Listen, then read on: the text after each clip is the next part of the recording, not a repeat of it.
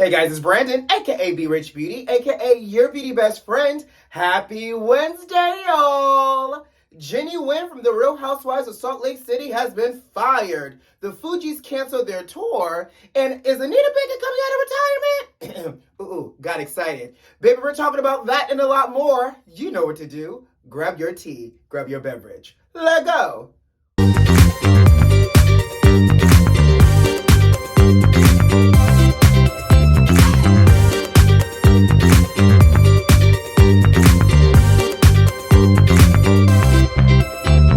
Hey beauty besties, happy hump day to you, sugar. How y'all doing out there? How is the week treating you?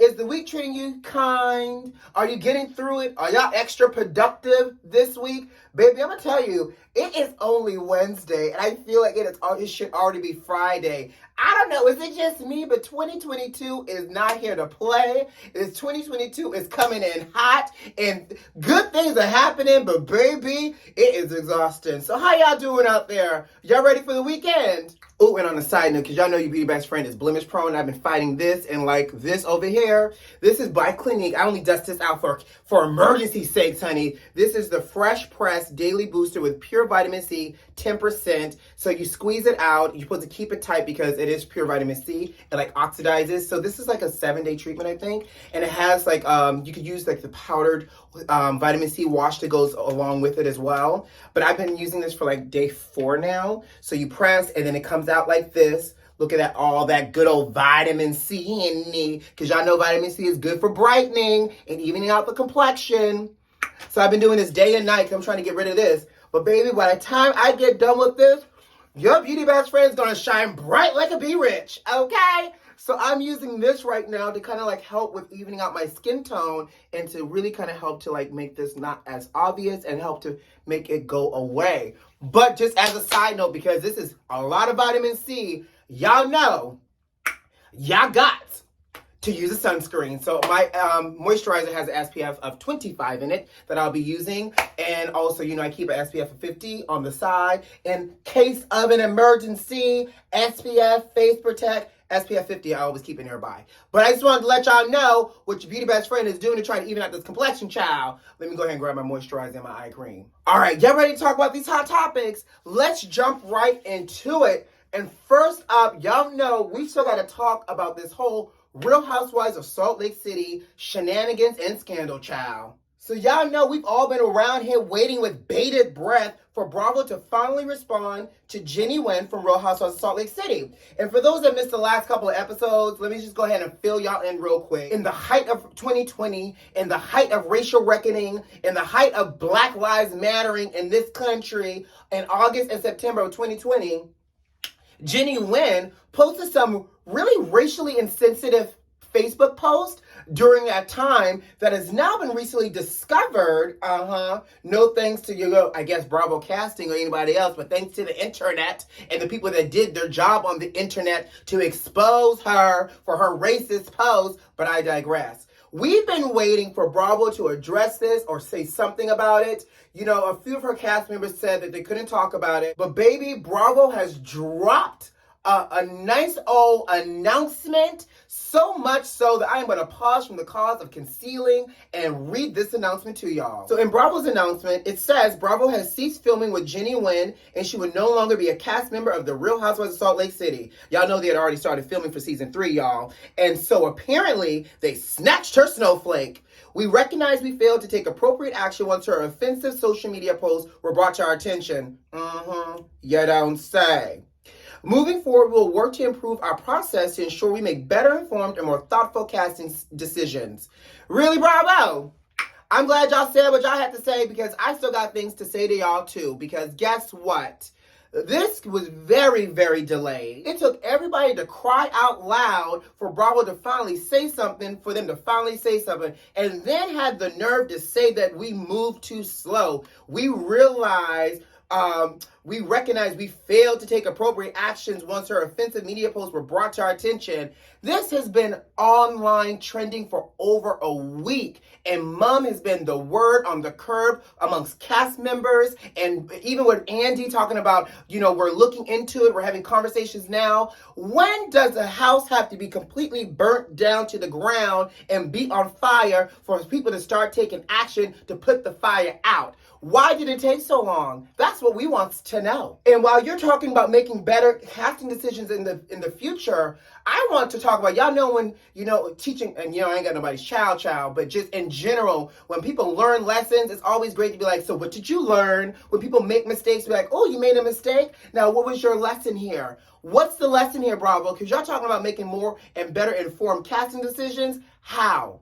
Are y'all hiring an ID&E department, inclusion, diversity, and equity department to make better casting decisions? Are y'all going to empower y'all casting directors to dig a little bit deeper and not skip past and glaze over the things that seem suspicious, but pull things apart and ask questions? We want to know how y'all plan on doing better. Because what we know for sure and what's starting to make a little sense is, y'all remember when NeNe left and she called Bravo racist and Andy racist and all these other accusations? It sounds like they may not have been accusations after all.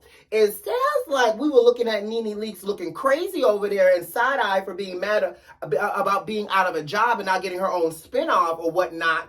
But it sounds like NeNe was onto some things when she said protect black women, and that the network did not, look out for the black cast members the same way that they do the white cast members. It sounds like, NeNe, we owe you a micro apology, okay? But what perplexes me like a giraffe in high heels is the fact that now that she's been terminated, Jennie has also now tweeted a post about explaining her side. Excuse me? In fact, let me read you what Jennie posted, y'all. Jennie had the audacity and the unmitigated gall, y'all, to tweet this. I will be finally speaking my truth tomorrow. Now that I'm allowed to, I will be taking questions after. Thank you to who all supports me. Questions after? Sis, this is not a call and response. This is what perplexes me like a giraffe in high heels. How is it that you are still in the seat of the belly of the fire and the beast, sis, but yet you're just itching to tell us your side? Girl, we know your thoughts. We know your side. We saw it on the Facebook. We saw it in the deleted post that was now resurfaced. I just can't help but think that, logically, smartly, you would want to sit down in a corner someplace and allow this to cool off some, to allow people for you to warm back up to you. But you want to just continue to come in hot, fresh off of the heels of these racist posts, fresh off the heels of being fired, to tell us your side.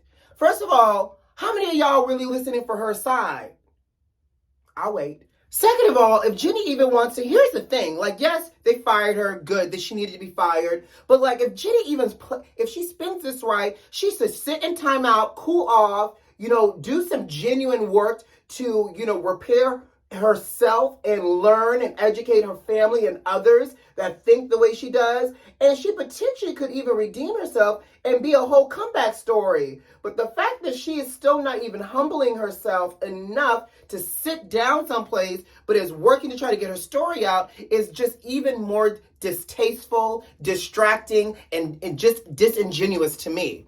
Now, my other question to y'all is going to be, y'all think when you come for me, I'll send Jesus after you is a real thing? Because apparently, honey, Mary Cosby might have been onto something, because I can't help but think that phrase in my head when I see what's happening to Jen and now with Jennie as well. She did say, honey, if you come for me, I'm going to stick Jesus after you. I don't think we don't need to be using Jesus like that, but I just can't. It's just quite entertaining that they're now both going down in flames.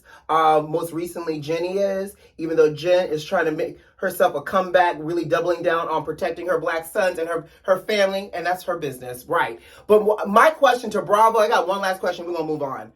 Bravo, now that we fired Jennie because of her racist actions, are there any plans to make sure y'all fire Ramona or ensure that she doesn't get back on television, because from my understanding, she has a very racist and problematic past as well. And if we're going to let Jennie be the example that y'all make sure y'all hold this same standard to every other person in this franchise as well when they step out of pocket and do something racist. Y'all hear me? Let's move on. Ready or not, here they don't come. You can find them not on tour. Y'all, we talked about it. You know, the FUGEES announced a 25th anniversary tour to celebrate their very first album, The Score. And last September, they did a pop-up concert in New York, and they said, we're going to do a limited edition tour to celebrate The Score. I personally got excited, but deep down in my core, I knew that tour was not going to happen. And lo and behold, the FUGEES have now canceled their 25th anniversary. Now, my question to y'all is, who is surprised that Lauren, Wyclef, and the other one, y'all, I can't remember his name right now. The other one, they canceled their tour and had the nerve, y'all, to blame it on the COVID. Now, don't get me wrong, the COVID is real out here in these streets, and with Omarion Omarosa continuing to run around out here making this Pandarosa horrible and hard for all of us, it's a real thing. But they're saying that they're canceling their tour out of safety for themselves and their fans because of COVID, and that they hope at some point they can resume this tour and, come to a city near us. Let's also keep in mind that even in this pop-up, when they announced that they were going on this anniversary tour, they were 4 hours late showing up for the pop-up, y'all. So y'all thought they was about to do all these tour dates and show up on time? Hell, Lauryn Hill barely wants to show up just to wake up in the morning to brush her teeth, let alone go on a whole tour and a whole concert. So I'm going to just say this. For all y'all that bought tickets, I hope y'all got your money back. Second of all, I'm just disappointed that this iconic of a group, especially Lauryn Hill, can't seem to get it together, can't seem to show up and work. I get it. We're all creatives. We're sensitive about our ish. I get it. But at the same time, sis, what are you doing to feed your face over there in your children's? How is you sustaining yourself? Because I'm going to tell you one thing, y'all still downloading their music like this to continue this influx of stream of income for y'all. We know that artists make their money on tour and they can't even seem to get right. At least the Lauryn Hill portion of this tour can't seem to get right. So I'm disappointed the FUGEES aren't coming to a city near us, but can I say I was surprised? No, but let's move on. But you know who is going on tour and it was just announced today? Miss Sweet Love, Miss Caught Up in the Rapture, Miss Giving You the Best That I Got, Auntie Anita Baker. It has been announced that Anita Baker is getting a Las Vegas residency, child. Oh, wait. Does that mean she's replacing Adele? Because y'all know, word on the curb across the street in a sobbing type of manner, Adele came onto the Instagram and cried her way through an apology of having to postpone her residency in Las Vegas. And child is saying it's messy. They're saying that during the entire time that she's supposed to be rehearsing and practicing, Adele is having shouting matches and sobbing fest on the phone with her rich sports agent of a boyfriend, Rich Paul. So much so that they're saying that even after she postponed it, she got on a private jet and went straight to his mansion, child, that same night. But they're also saying not only is she crying and arguing nonstop with Rich Paul, she can't even make it through one rehearsal, y'all, because her emotions are all over the place. And they also are saying that she got into it with the set designer because Adele keeps changing things. 1 minute is on, next minute is off, and her and the set designer are bumping heads. They said they had spent millions of dollars on this set. Adele can't seem to settle on how she wants the show list to be, on her set to be. It sounds like self-sabotage because it's also very well known that Adele suffers from high anxiety, especially when performing. Now, Adele says, don't self-sabotage yourself out of these tickets, honey. And it was already only a weekend with Adele anyways. Girl wasn't performing 7 nights a week. So Adele, can you please get it together? Because these pirates and these bootleggers scalped all your tickets, honey, to sell it down to the people so they can see you. So these people want to see you. Low-key, I want to see you, but I'm not trying to sell a kidney to see you. But we need you to get it together. But in the meantime, while you over there trying to get it together, who coming with me to go see Auntie Anita Baker? Baby, grab the Hennessy, grab the Moet, grab get me my Henny Margarita, because we are going down to Las Vegas to see Anita Baker give us everything that she got. I thought Anita had retired, y'all, her and her kid in heels. But baby, I'm excited because I didn't get a chance to see Anita on her farewell tour, especially when she came down here for Jazz in the Gardens. a couple years ago because I thought she was going to do a separate tour, and I was like, I ain't trying to see all these other people at Jasmine Garden, so I'll wait on Anita Baker. And lo and behold, she gypped us in Miami. She didn't come back again. Everybody else got to see her in an intimate setting. I wanted to see Auntie Anita Baker in her black beaded dress and her kitten heels saunter side to side and mumble her way through, but now we got a chance to. So again, who coming with me to go see Anita Baker in Las Vegas? I am already going to keep my eyes out on these tickets. I can't wait. Y'all see how much joy that just brought me? Alexa, go ahead and put Anita Baker on for me today because I am excited. And on that note, guys, I got to go. You know what to do. Subscribe to the channel, like this video, and leave me a comment. Most importantly, check them notifications and make sure they are what? Turned on. Who loves you? I do. See you Friday. Bye, guys.